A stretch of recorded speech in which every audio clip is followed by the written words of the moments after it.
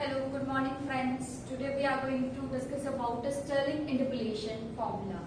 Previously हमने Gauss forward और Gauss backward interpolation के बारे में पढ़ा था कि गॉस फॉरवर्ड और गॉस बैकवर्ड के फॉर्मूलाज क्या है और वो कैसे सॉल्व करते हैं उसके एग्जांपल्स। आज हम देखते हैं स्टर्लिंग इंटरपोलेशन फॉर्मूला।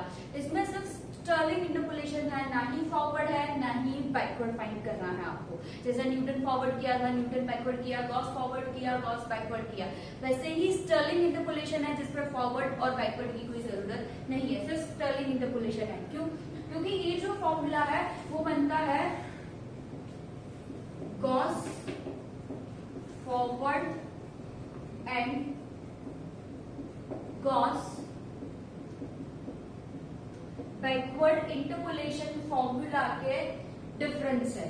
तो फर्स्ट क्या है, गॉस फॉरवर्ड इंटरपोलेशन फॉर्मूला का इंटरपोलेशन जो है उसका formula y0 plus r into del y0 plus r into r minus 1 by 2 factorial forward है तो माइनस होगा del square y minus 1 plus, अब माइनस 1 आ गया तो आपको क्या करना है, प्लस 1 ऐड करना है, r plus 1 into r minus 1 divide by 3 factorial del cube y minus 1 plus up to.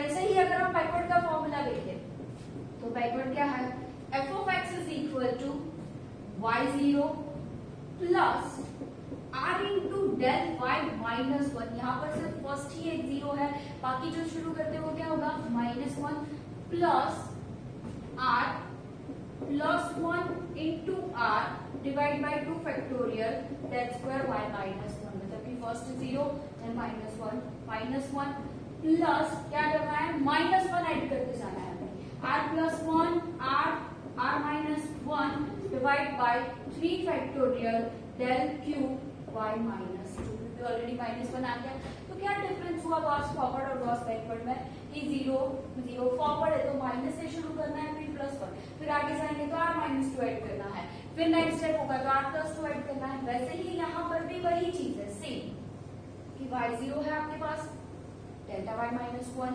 Minus 2 मतलब कि फर्स्ट जीरो माइनस 1, यहाँ पर जो फर्स्ट शुरू होगा वो प्लस 1 से होगा, फिर माइनस 1 ऐड करना है। आगे का अगर हम स्टेप देखेंगे तो वो क्या होगा, r plus 2 r plus 1 r minus 1, फिर नेक्स्ट स्टेप हो जाएगा r माइनस 2 ऐड हो जाएगा और इसमें यही चलता रहेगा, first zero minus 1 2 times then minus 2 यहाँ पर शुरुआत से ही 0 0 माइनस 1 माइनस 2 वैसे ही यहाँ पर चलता जाएगा। तो ये जो स्टर्लिंग फॉर्मूला है इन दोनों के डिवाइड बाय 2, इन दोनों का एडिशन करना है, डिवाइड बाय 2 करोगे तो इन दोनों का डिफरेंस मतलब आप एडिशन करके डिवाइड बाय 2 करोगे तब आपको ये स्टर्लिंग इंटरपोलेशन फॉर्मूला मिलेगा। तो हम देखते हैं y0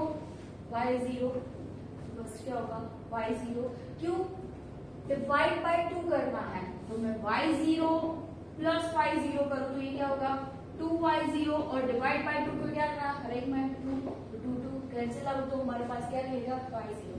then second step consider करें, r del y0 plus r del y minus 1। तो इसमें से हम क्या कॉमन निकाल सकते हैं, r कॉमन निकाल सकते हैं तो क्या होगा del y0 plus del y minus 1 divide by 2। तो ये फॉर्मूला आ गया r del y minus 1 plus del y0 divide by 2। अब इसका डिफरेंस क्या है, वैसे तो हम बीच में साइन प्लस की ही कर रहे हैं तो हम पहले y0 लिखे या डेल y माइनस 1 जो भी हो, तो यहाँ पर क्या किया है, मतलब जो लेटेस्ट मतलब फाइंड कर रहे हैं उसमें जो स्मॉलेस्ट वैल्यू है उसी को हमें कंसीडर करना है। तो यहाँ पर स्मॉलेस्ट क्या है, -1 देन 0 देन -2 -1, तो वैसे ही हमें उसमें कंसीडर करते जाना है। पर यहाँ पर आप देखोगे तो पावर सेम रहेगी, डेल्टा डेल्टा है, यहाँ पर डेल्टा क्यूब है, मतलब दोनों में क्या है सेम है, यहाँ पर डेल्टा स्क्वायर है, यहाँ पर रेस टू 4 है। तो ये क्या है, जो स्टर्लिंग इंटरपोलेशन फॉर्मूला है इन दोनों का एडिशन करना है, डिवाइड बाय 2 करोगे तो स्टर्लिंग इंटरपोलेशन फॉर्मूला आपको मिलेगा। वैसे स्टर्लिंग देखने जाओ तो आपको ऐसा लगेगा कि ये याद कैसे रखें, पर इसको याद रखने का बहुत ही इजी मेथड है कि गॉस फॉरवर्ड और गॉस बैकवर्ड फॉर्मूला पता है, उसका डिवाइड बाय 2 कर दो तो वो इजीली आपको फॉर्मूला याद रह जाएगा। अब ये हमने देख लिया स्टर्लिंग फॉर्मूला क्या है। अब स्टर्लिंग फॉर्मूला के बेस पे हम एग्जांपल सॉल्व करते हैं कि इसके एग्जांपल क्या है। Employ Stirling formula, compute y of 35। इसके लिए हमें फाइंड करना है y ऑफ 35 के लिए from the following table. Table दिया है उसमें y ऑफ 35 के लिए हमें फाइंड करना है। तो यहाँ पर क्या होगा कि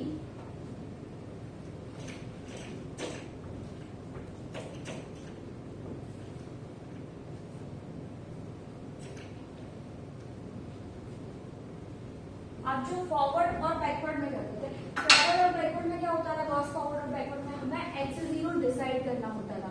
हम x0 कैसे डिसाइड करते थे, जो वैल्यू फाइंड करनी है उसके नियरेस्ट वैल्यू चेक करनी है, और वो चेक करने के बाद देखना है कि वो हमारा x0 बनेगा जो भी नियरेस्ट वैल्यू होगी। तो ये x0 और ये y0। अगर फॉरवर्ड होता था तो क्या होता था, नीचे से शुरू होता था, del y0 then second del square y minus 1 del cube y minus 1 0 0 -1 -1। वैसे ये फॉरवर्ड के लिए है। अगर गॉस बैकवर्ड होता तो उसमें हम क्या करते हैं, x0 हमारा मिल गया, y0 हमने डिसाइड किया, तो फर्स्ट जो वैल्यू होती ना वो हमारी क्या होती, del y माइनस 1 जो ऊपर से शुरू होता, देन नीचे del square y minus 1, again del cube y minus 2। मतलब कि ये हम लाइन ड्रॉ कर देते थे, और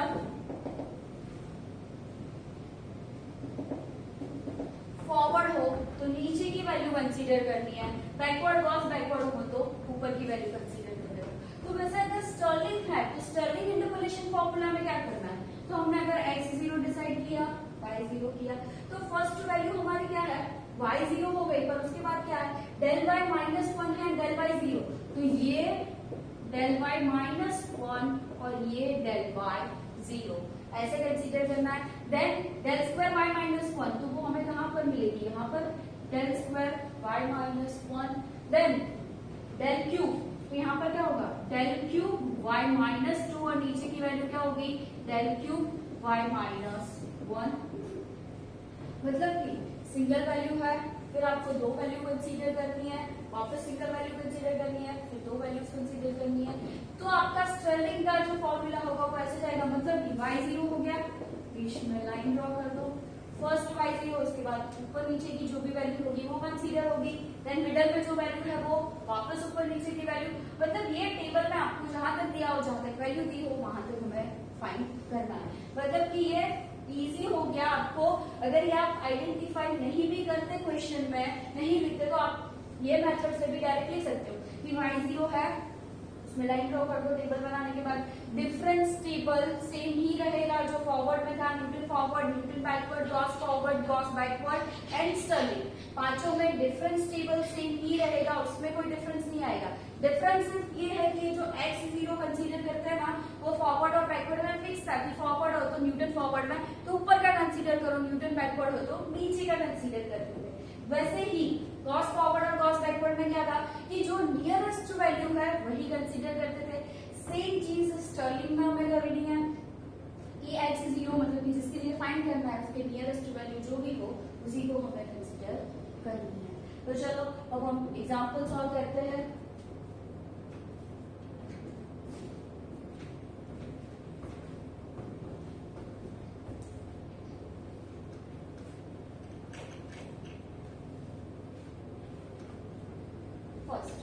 y मतलब कि x क्या दिया है हमें यहाँ पर 35। अब x0 डिसाइड करना है, तो x0 हम कैसे डिसाइड करेंगे, 20, 30, 40, 30, 50। अब 35 तो 35 किसके नियरेस्ट आएगा, वैसे हम देखने जाए तो 35 30 के भी नियरेस्ट है और 40 के भी नियरेस्ट है। तो यहाँ पर आप x0 इन दोनों में से किसी को भी कंसीडर कर सकते हो, 30 को भी कंसीडर कर सकते हो, 40 को भी कंसीडर कर सकते हो। आंसर जो भी आएगा कोई प्रॉब्लम नहीं है, अगर आप 30 कंसीडर करके सॉल्व करो या 40 कंसीडर करके सॉल्व करो, ये चीज याद रखना है, क्योंकि क्या है ये मिडिल वैल्यू है, ये दोनों के नियरेस्ट ही मिल रही है यहाँ पर, तो हम दोनों में से किसी को भी x0 डिसाइड कर सकते हैं। यहाँ पर हम रैंडमली कोई भी x0, चलो हम 30 फाइंड करके solve then h width of the interval कितना है, डिफरेंस 10 है। अब इसका डिफरेंस टेबल फाइंड करना पड़ेगा। क्यों डिफरेंस टेबल में del y minus 1 del cube del square सारी वैल्यूज चाहिए उसके लिए। तो फर्स्ट x क्या दिया है 20 30 40 and 50, y 512 439 346 240। वैसे ही r क्या होगा, क्योंकि हम इसको x0 डिसाइड कर रहे हैं 30 को, तो हमारा 0 होगा, ऊपर की वैल्यू माइनस में, नीचे की वैल्यू प्लस में हो जाएगी।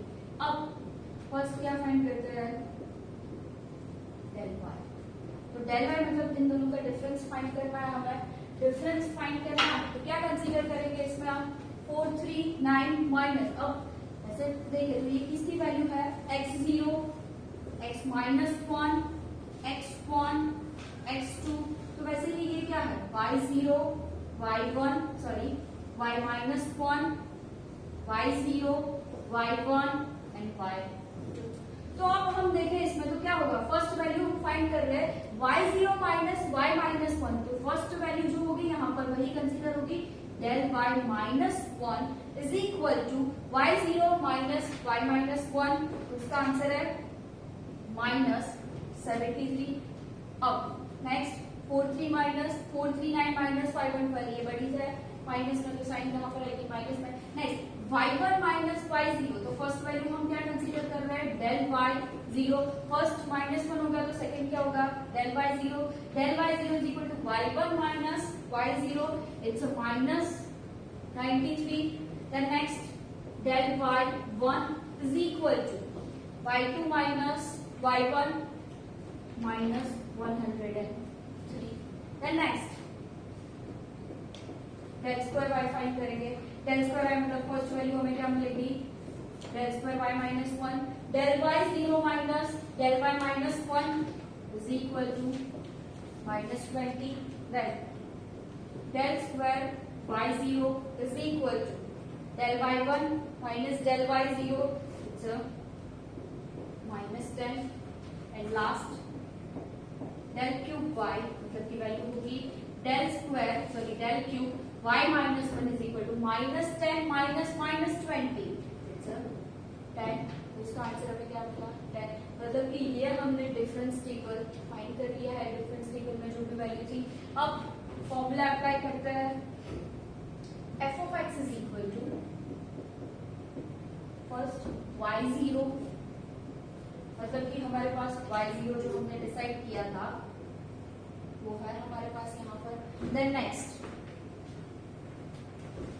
y0 मिल गया, अब first r into del y minus 1 plus del y0 divide by 2, तो del y माइनस 1 कहाँ पर मिल रहा है, del y माइनस 1 यहाँ पर है, और del y0 मतलब कि ये तो वैल्यू कंसीडर होगी हमारी। Next plus r square by 2 factorial del square y minus 1, del square y minus 1 जो भी हमने टेबल में फाइंड किया del स्क्वायर y माइनस 1 द्वारा minus 20। Then plus r into r square minus 1 divide by 3 factorial del cube y minus 2 plus del cube y minus 1 divide by 2। तो last value क्या मिल रही है हमें del cube y minus 2 and del cube y minus 1। तो हमारे पास सिर्फ कौन सी value है del cube y minus 1, del cube y minus 2 value है ही नहीं, तो वहां पर हम वैल्यूज क्या डाल देंगे 0, क्योंकि वहां पर वो वैल्यूज मिल ही नहीं रही है हमें। वहां पर del cube y minus 2 del cube y minus 1 की वैल्यूज हमें यहाँ पर मिल रही है, तो del क्यूब y माइनस 2 है ही नहीं, तो उसका आंसर हम क्या कर देंगे 0।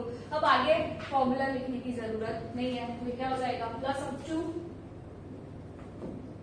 नेक्स्ट वैल्यूज पुट करते हैं, y0 क्या है, y0 439 प्लस आर हमें फाइंड करना है बाकी, तो आर का फॉर्मूला क्या है, वो सेम ही रहेगा, r is equal to x minus x zero divide by h. X क्या होगा, किसके लिए फाइंड करना है, 35 के लिए, एक्स जीरो हमने 30 कंसीडर किया, एच डिफरेंस जो है वो 10 है, तो आंसर क्या होगा 0.5। मतलब ये किसका आंसर मिल रहा है, आर का आंसर मिल रहा है, तो आर क्या होगा 0.5। देन डेल वाई माइनस 1, जो भी हमने डिनोट किया del y minus 1 minus 73 plus del y zero minus 93 divide by 2 whole bracket plus r square, मतलब कि 0.5 whole square divide by 2 factorial मतलब लिख सकते हो सीधा इसको 2 into del square y minus 1, del square y minus 1 क्या मिल रहा है minus 20 plus r into r square minus 1 0.5 whole square minus 1 divide by 3 factorial, मतलब कि 3 multiply 2 multiply 1 6 into del cube y minus 2, तो उसका आंसर तो क्या है 0, तो वो डायरेक्ट 0 लिख सकते हैं। Then del cube y minus 1, जिसका आंसर हमें 10 मिल रहा है, तो यहाँ पर आप कैसे भी लिख सकते हो 0 प्लस 10 डिवाइड बाय 2, तो 0 हम निकाल रहे, तो डायरेक्ट इसको क्या लिख सकते हैं 10 डिवाइड बाय 2, मतलब डायरेक्ट लिख सकते हैं कि 5 हो जाएगा, 5 जा 10। अब इसका कैलकुलेशन करते हैं, सिर्फ वैल्यूज पुट करने में ही ध्यान रखना है, बाकी कैलकुलेशन तो कैलसी में इजीली हो जाती है, सिर्फ आप वैल्यू क्या पुट करते हो उसके ऊपर डिपेंड है। अब 439 इन दोनों का सब्ट्रैक्शन या एडिशन करो, डिवाइड बाय 2 मल्टीप्लाई 0.5, आंसर मिल रहा है minus 41.5। Then 0.5 whole square divide by 2 into minus 20 minus 2.5 and last जो टर्म है उसका आंसर मिल रहा है हमें माइनस 0.3125। तो इसका कैलकुलेशन करते हैं, लास्ट आंसर जो है वो क्या होगा यहाँ पर 394,675। तो ये किसके लिए मिला हमें, y ऑफ 35 के लिए। तो डिफरेंस सिर्फ इतना ही है, आप जो स्टर्लिंग फॉर्मूला फाइंड कर रहे हो उसमें आप x जीरो जो डिसाइड कर रहे हो, तो क्या करना है यहाँ पर लाइन ड्रॉ करना। तो फर्स्ट y0 हो गया, सेकंड ऊपर नीचे की वैल्यू कंसीडर करनी है, वहां पर जो वैल्यू मिल रही है वापस ऊपर नीचे, अगर नीचे की वैल्यू है तो y कंसीडर करो, ऊपर है तो 0 कर दो, अगर ऊपर की वैल्यू सिर्फ है तो नीचे की वैल्यू नहीं है तो वहां पर 0 कर दो। मतलब कि टेबल में जहां तक वैल्यूज दी जा रही है और आप ये जो क्रिएट कर रहे हो लाइन, उसके ऊपर नीचे तक आपको चेक करते रहना है। फर्स्ट टाइम वो सिंगल वैल्यू ऊपर नीचे सेट करो, वापस सिंगल वैल्यू ऊपर नीचे सेट करो, ऊपर की वैल्यू नहीं है तो 0 कंसीडर करो। पर इसका मतलब ये नहीं कि ये टर्म भी 0 हो जाएगा, क्यों, क्योंकि यहाँ पर बीच में साइन प्लस की है, मल्टीप्लीकेशन की होती तो 0 हो जाता, पर यहाँ पर बीच में साइन प्लस है तो ये टर्म सिर्फ कैंसिल होगा, ये टर्म तो हमारे पास बचेगा। तो अब हम देखते हैं सेकेंड एग्जाम्पल, ये स्टर्लिंग इंटरपोलेशन फॉर्मूला का। Now we will see the second example. Let f of 40 is equal to 836, f of 50 is equal to 682, f of 60 is equal to 436, and f of 70 is equal to 272. Use the Stirling formula to find f of 55. यहाँ पर आपको table नहीं दिया है, पर वो जो values दी है वो टेबल के फॉर्म में ही है। अगर आपको इसको लिखना हो तो डायरेक्ट आप ये वैल्यू कैसे लिख सकते हो, f of x, तो इसको f of x हम लिख सकते हैं इज इक्वल, तो ये x की वैल्यू हो जाएगी, मतलब यहाँ पर जो होगी वो x हो जाएगा, और ये क्या होगा f of x is equal to y, मतलब ये जो वैल्यू है वो किसकी होगी y। तो हम अगर टेबल के फॉर्म में भी इसको लिखे तो ये क्या होगा x y 40 836 50 682 60 436 एंड 70 272। मतलब कि ये ऐसे फॉर्म में हम कन्वर्ट कर सकते हैं, मतलब यही है जो अभी तक हम देख रहे थे, पर सिर्फ आपको width of the interval check करना है कि वो इक्वी स्पेस है कि नहीं। तो यहाँ पर हम देखें तो 40 50 50 60 60 70 मतलब डिफरेंस क्या है, सेम है, तो ये क्या होगा स्वेलिंग इंटरपोलेशन फॉर्मूला बोला है, तो स्वेलिंग से इजीली हम इसको फाइंड कर सकते हैं। ये सिर्फ टेबल के फॉर्म में यहाँ पर नहीं दिया गया, बाकी वो वैल्यू है वही जो आप जैसे आपको क्वेश्चन में टेबल दिया जाता था। अब एक्स वाई जब ये फॉर्म बन गया, अब हमें ये देखना है कि एक्स क्या है हमारा, एक्स मतलब किसके लिए फाइंड करना है, 55 के लिए। तो x0, अब x0 हमें कंसीडर करना है। x0 कैसे कंसीडर करते थे, जो वैल्यू हमें फाइंड करनी है उसके नियरेस्ट जो भी वैल्यू है, तो 55 फाइंड करना है। तो 50 और 60 के बीच में आएगा। हम देखें तो वो दोनों के नियरेस्ट है, 50 के भी नियरेस्ट है, 60 के भी नियरेस्ट है। तो इसमें हम दोनों में से कोई भी वैल्यू कंसीडर कर सकते हैं। 50 को लेके भी क्वेश्चन सॉल्व कर सकते हैं, 60 को लेके भी हम क्वेश्चन सॉल्व कर सकते हैं। तो यहाँ पर हम x इज 50 कंसीडर कर रहे हैं, आप 60 लेके भी क्वेश्चन को सॉल्व कर सकते हैं। h डिफरेंस 10 का डिफरेंस हमें यहाँ पर दिया है। अब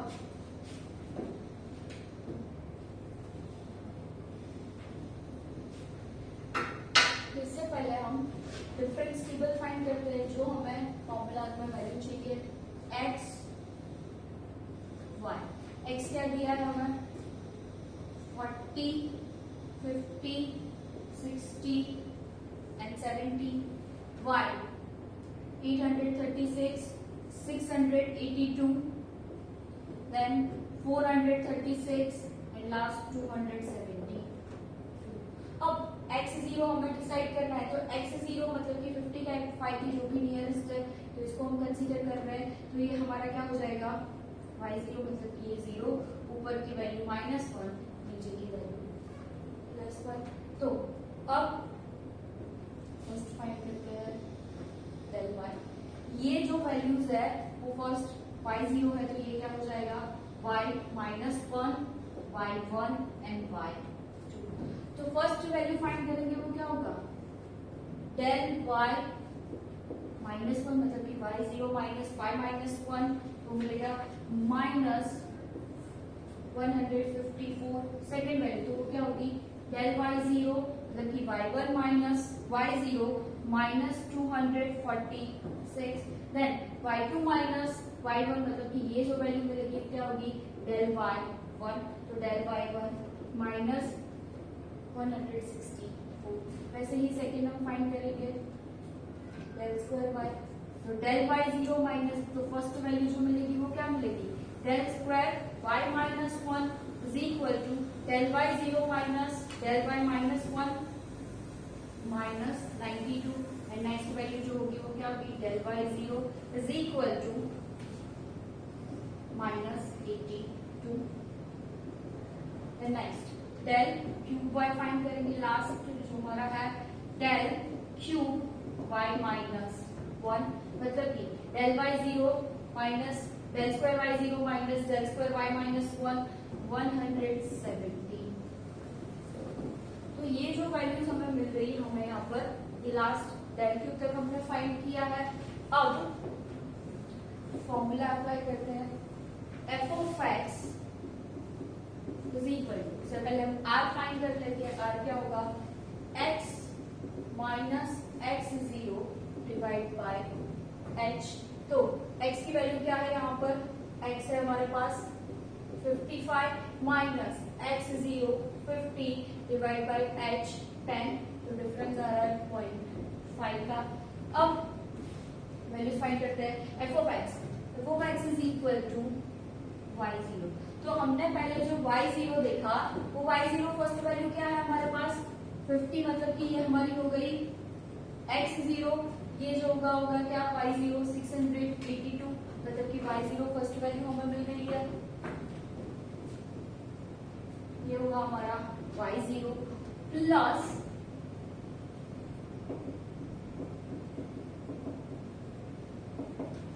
r into del y -1 plus del y0 divide by 2, del y -1, तो del y -1 ये है और del y0, तो ये भी कर सकते हैं कि बीच में लाइन ड्रॉ कर दो।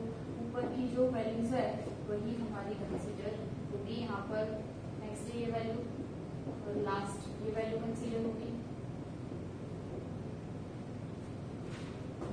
del y minus 1, del y 0, del square y minus 1 and del cube y minus 1, मतलब कि हमें कहाँ तक फॉर्मूला लिखना पड़ेगा, del cube तक plus r square y 2 factorial del square y minus 1 plus r into r square minus 1 divided by 3 factorial del cube y minus 2 plus del cube y minus 1 divided by 2 plus of 2.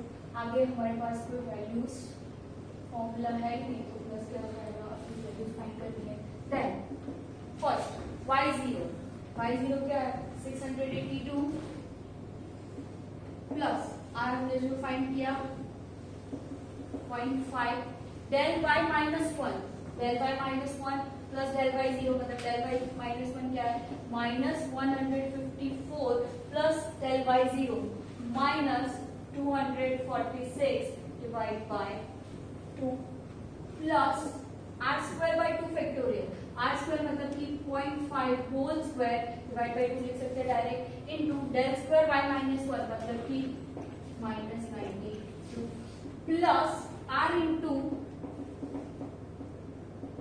r square minus 1 divided by 3 factorial मतलब कि 6 into del cube y minus 2 plus del cube y minus 1. तो हमारे पास क्या है सिर्फ value, एक ही value है हमारे पास यहाँ पर del cube y minus 1 तो 174.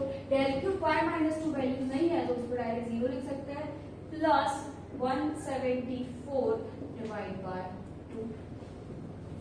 तो कैलकुलेशन करते हैं 682 मल्टीप्लीकेशन कर दो, मल्टीप्लीकेशन का आंसर मिला है -100.